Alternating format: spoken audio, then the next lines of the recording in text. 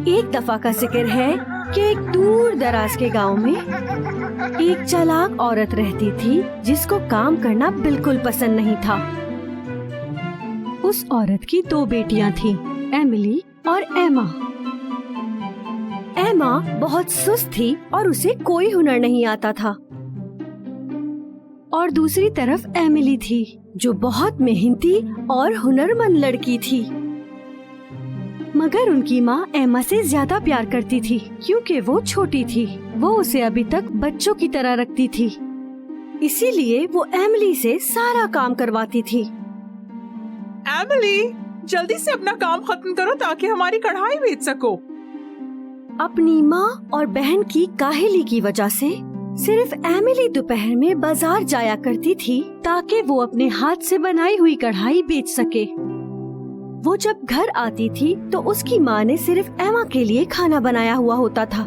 दूसरी तरफ एमिली अपनी बहन एमा के बचाए हुए खाने से अपना पेट भरने की कोशिश किया करती थी। एक दिन एमिली अपने घर से बाहर गई ताकि वो कुएं पे बैठकर अपनी कढ़ाई बना सके। उसने अपने हाथ में सुई लेकर कुएं पे बैठकर अपनी कढ़ाई बनाना शुरू की, और उसी वक्त अचानक एक मुर्गा उसके सर पर आकर बैठकर चीखना शुरू हो गया।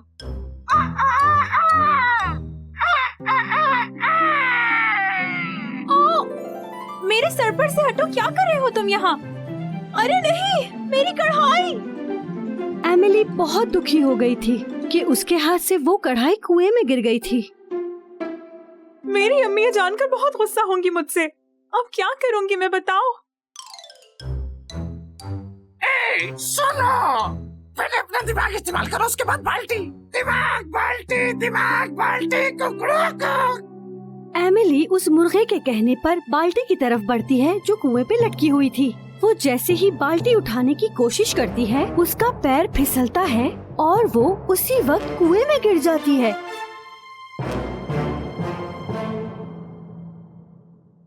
जब एमिली अपनी आंखें खोलती है, वो खुद को एक बाग में पाती है जो रंग बिरंगे फूलों से भरा हुआ था।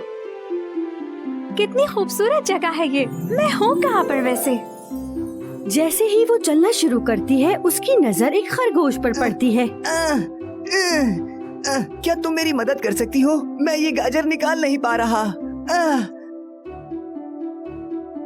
एमिली फौरन ही उसकी मदद करने लगती है और वो एक ही बार में उस गाजर को जमीन से निकाल लेती है। तुम्हारा बहुत बहुत शुक्रिया। फिर वो खरगोश खुशी खुशी अपने रास्ते चला जाता है और एमिली अपने रास्ते। हे, क्या तुम मुझे पानी दे दोगी? वरना मैं मुरझा जाऊंगा। एमिली ने उस गुलाब की बात सुनी जो मुरझाने वाला था। एमिली फौरन ही उस फव्वारे के पास गई ताकि वो गुलाब की मदद कर सके। उसने अपने हाथ में थोड़ा सा पानी लाकर गुलाब की जड़ में डाल दिया। गुलाब फिर से खिल गया और दोबारा से महकने लगा। बहुत शुक्रिया तुम्हारा। अब मैं एक अच्छी और लंबी जिंदगी जी पाऊंगा। एमिली एक दफा फिर अपने रास्ते चलने लगी। थोड़ी दूर चलकर उसकी नजर एक घर पर पड़ी और उस घर के सामने एक अजीब सी औरत जो कि दिखने में बहुत खौफनाक थी, एमिली को देख रही थी। एमिली उस औरत से बहुत डर गई। एमिली वहाँ से फौरन ही भागने लगी। तुम्हें मुझसे डरने की जरूरत नहीं बेटा, यहाँ आओ, मुझे तुमसे कुछ कहना है। एमिली डरते डरते उस औरत के पास गई। मेरा नाम हॉली है। सब मुझसे बहुत प्यार करते हैं। अगर तुम मेरे छोटे से घर का ख्याल रखोगी तो तुम जब तक यहाँ रहना चाहो रह सकती हो। बस तुम्हें ये करना होगा कि हर सुबह मेरा बिस्तर परों से सजाना होगा। मुझे वैसे भी अपने घर का रास्ता याद नहीं है। मैं कुछ दिन यहाँ रह सकती हूँ।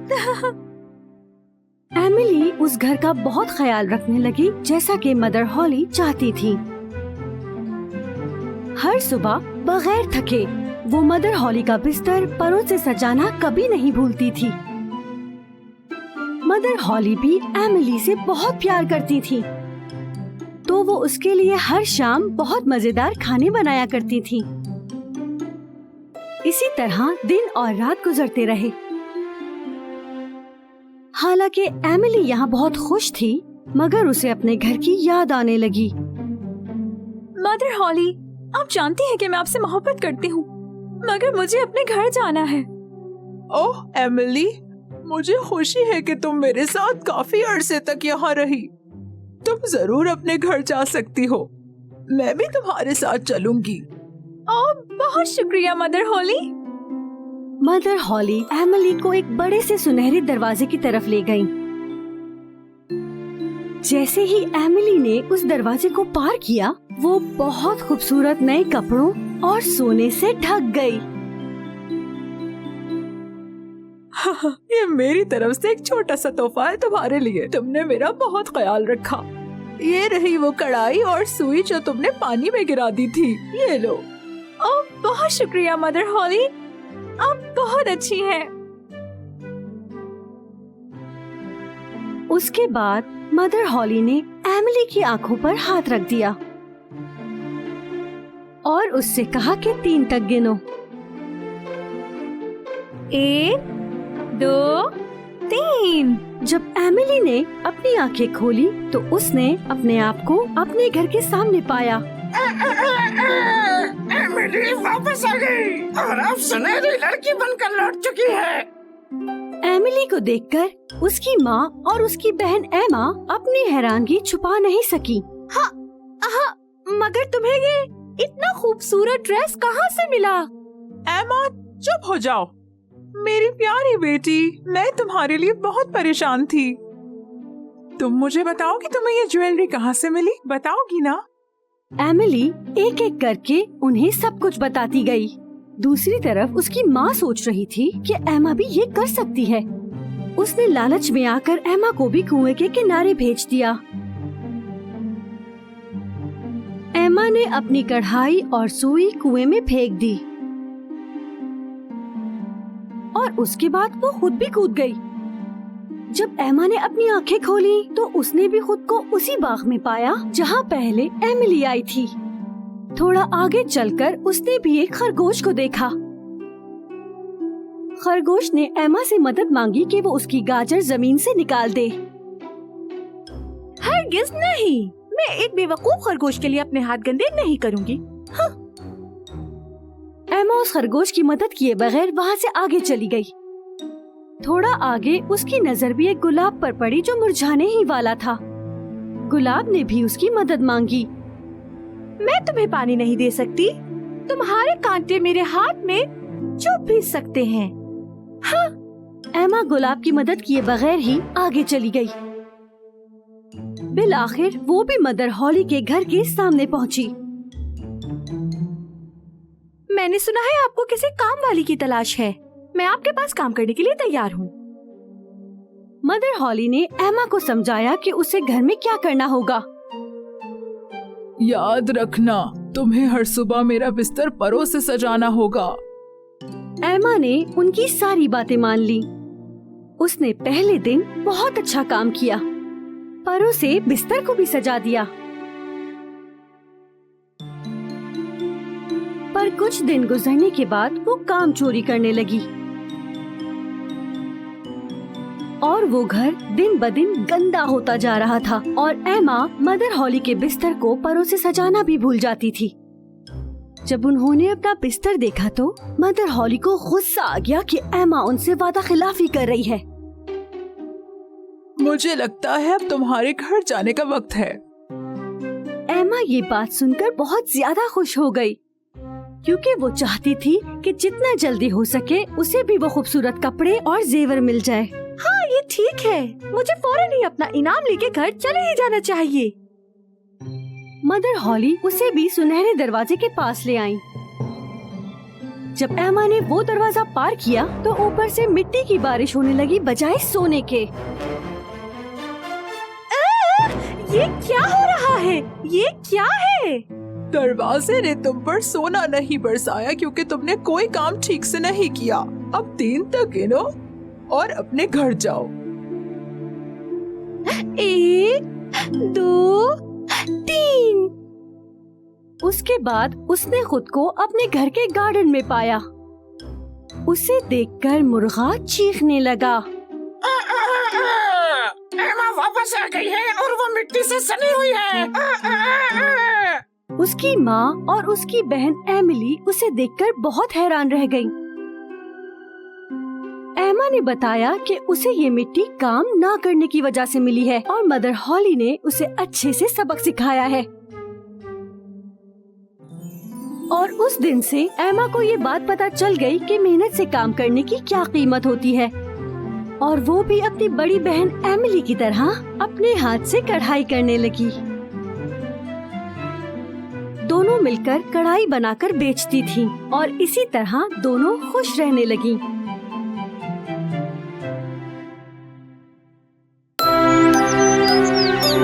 एक दफा का जिक्र है, दो बहनें थीं, मंजीता और लरेना। ये दोनों एक छोटे से घर में रहती थीं। मंजीता एक मेहनती लड़की थी।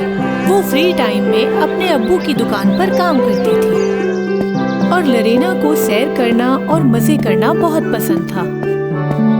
जब वो बोर होती थी तो दरिया किनारे जाकर खुद को संवारा करती थी। आज भी मैं हमेशा की तरह अपनी बहन से ज्यादा खूबसूरत लग रही हूँ। एक दिन मंजीता और लरेना के अब्बू लंबे सफर पर गए, जहाँ से कोई वापसी नहीं थी। मंजीता अपने अब्बू के जाने पर बहुत अफसरदा थी, जबकि लरेना बहुत खुश थी। अब मैं रोज दरिया के किनारे बैठ सकती हूँ सुबह तक। अपने अब्बू के जाने के बाद मंजीता ने मजीद मेहनत शुरू कर दी।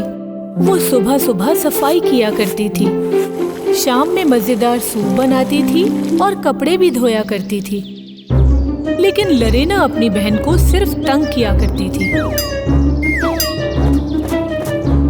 घर के साफ कालीन को गंदा करना, सूप में ठंडा पानी डालना उसका मामूल था। अभी तक सूप ठंडा क्यों है? और ये कारपेट गंदा कैसे हुआ? मैंने अभी साफ किया था। तुम जिन जानवरों को खाना खिलाती हो उन्होंने इसे गंदा किया है। एक दिन लरेना जंगल में टहलने गई। वो कच्चे फल तोड़कर दरिया में फेंक रही थी। तब एक बूढ़ी औरत टहलती हुई उसके पास आई। हेलो प्यारी लड़की, मुझे भूख लगी है, क्या तुम मुझे कुछ फल दे सकती हो? लरीना ने बहुत दिलचस्पी से उस बूढ़ी औरत की तरफ कच्ची स्ट्रॉबेरीज बढ़ाई। मैम, आप जितना चाहे खा सकती हैं, क्योंकि ये दुनिया की सबसे मजेदार स्ट्रॉबेरीज हैं। जैसे ही बूढ़ी औरत ने स्ट्रॉबेरीज खाई, उसके पेट में दर्द होने लगा। क्या ये स्ट्रॉबेरीज ठीक है? ओह, खैर शुक्रिया। लरीना के जाते ही बूढ़ी औरत वहीं गिर गई। जबकि मंजीता सब्जी लेने के लिए उसी जंगल से गुजर रही थी कि अचानक उसकी नजर बूढ़ी औरत पर पड़ी। वो जल्दी से उसको घर ले आई और उसे बिस्तर पर आराम से लिटा दिया। ये औरत यहाँ पर हमारे घर में क्या कर रही है? इतनी बदबू आ रही है इससे। ऐसा नहीं कहते लरेना, ये औरत बहुत बीमार है, हमें इनका ख्याल रखना चाहिए ताकि ये ठीक हो जाए। मंजीता ने उस बूढ़ी औरत के लिए गरम सूप और जड़ी बूटियों वाली चाय बनाई, लेकिन लरेना ने वो सारा सूप खामोशी से फेंक दिया और चाय में भी मिट्टी डाल दी। लरेना, क्या तुमने उनकी चाय में मिट्टी डाली है? बताओ मुझे अभी। नहीं, मैंने हरगिज़ नहीं डाली है। उस बूढ़ी औरत ने खुद डाली होगी। कुछ ही दिन बाद वो बूढ़ी औरत बिल्कुल ठीक हो गई। तुम एक रहमदिल लड़की हो मंजीता। अगर तुम कभी बीमार हो तो तुम ये ब्लूबेरीज रोजाना खाना, तुम जल्दी ठीक हो जाओगी। मंजीता सारे घर का काम अकेले करके थक चुकी थी।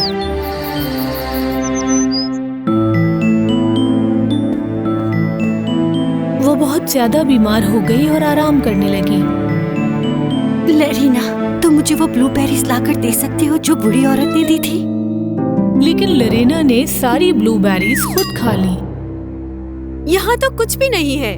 जिन परिंदों को तुम खाना खिलाती हो, यकीनन उन्होंने खा लिया होगा। मंजीता और बीमार हो गई और बुखार की हालत में बिना कुछ खाए ही सो गई। और लरीना अपने बाल संवारने के लिए दरिया किनारे चली गई। रास्ते में वो बूढ़ी औरत फिर उसके सामने आ गई। ए छोटी लड़की, तुम्हारी बहन कहाँ है? वो तो अपने काम पर चली गई है, लेकिन तुम्हें इससे क्या? बूढ़ी औरत को पता चल गया कि लरीना झूठ बोल रही है। वो फौरन मंजीता के घर चली गई। जब बूढ़ी औरत ने मंजीता को इस हालत में देखा, वो बहुत अफसरदा हुई और बहुत देर तक रोई। लरीना जो उनको खिड़की से देख रही थी, बहुत खुश हुई। उसी वक्त वो बूढ़ी औरत एक खूबसूरत परी बन गई। लरीना परी को देख के बहुत हैरान हुई। वो खुशी खुशी घर में दाखिल हुई। तुम तो एक परी हो। मैं तुम्हें अपने घर में जगह दूंगी, लेकिन मेरा एक काम कर दो। मेरे बाल दुनिया के सबसे प्यारे बाल कर दो। जल्दी जादू इस्तेमाल करो, मेरी ख्वाहिशों को सच कर दो। परी को याद आया कि जब उसने लरीना को पहली बार देखा था तो वो एक बूढ़ी औरत बन गई थी, ये देखने के लिए कि लरीना एक अच्छी इंसान है या नहीं। मैंने तुम्हें अच्छाई करने का हमेशा मौका दिया लरीना, लेकिन तुमने हमेशा बुरा किया। फिर उसी वक्त परी ने उस पे अपना जादू किया। लरीना के सारे बाल वेवी हो गए। ये मेरे बालों को क्या हो गया है? क्या हो गया? इतने बड़े बाल हो गए हैं। अपने बाल देखने के लिए लरीना दरिया के किनारे चली गई। उसने देखा कि उसके सर के पास मक्खियाँ उड़ रही थीं। उसके बाल एकदम से जमीन में फंस गए। मैं कितनी बदसूरत हो गई हूँ। मैं अपने आप को देखना भी नहीं चाहती अब। परी ने मंजीता को प्यार से एक बेरी खिलाई। मंजीता बिल्कुल ठीक हो गई और उसने अपनी आंखें खोली। आपका बहुत शुक्रिया परी, अब मैं बेहतर महसूस कर रही हूँ। परी ने 2 दफा अपने हाथ को लहराया और उसके छोटे से घर को एक आलीशान महल में तब्दील कर दिया। मंजीता महल को देखकर बहुत हैरान और खुश हुई। अच्छाई का सिला हमेशा मिलता है लड़की, और ये महल तुम्हारा इनाम है। आपका बहुत शुक्रिया, लेकिन मेरी बहन कहाँ है? उसके साथ क्या हुआ? वो दरिया के किनारे बैठकर हमेशा अपने बदसूरत चेहरे को देखेगी, लेकिन मैं अपनी बहन से बहुत प्यार करती हूँ। इस महल में उसके बगैर रहने का क्या फायदा? हम उस छोटे से घर में खुश रहना चाहते हैं। मैं बस आपसे यही चाहती हूँ। मंजीता के ये अल्फाज सुनने के बाद परी बहुत खुश हुई। सबसे पहले परी ने महल को वापस उस घर में बदला। फिर वो लरीना के पास गई और अपनी जादुई छड़ी की मदद से लरीना के बालों को पहले से भी ज्यादा खूबसूरत कर दिया। लरीना ने खुश होकर मंजीता को अपने गले से लगा लिया। तुमने मुझे बचा लिया। मुझे माफ कर दो मेरी बहन। तुमसे वादा करती हूँ आज से एक अच्छी इंसान बन जाऊंगी। लरीना समझ चुकी थी कि दूसरों की मदद करने में ही सबसे ज्यादा खुशी है, क्योंकि खुशियाँ बांटने से बढ़ती हैं।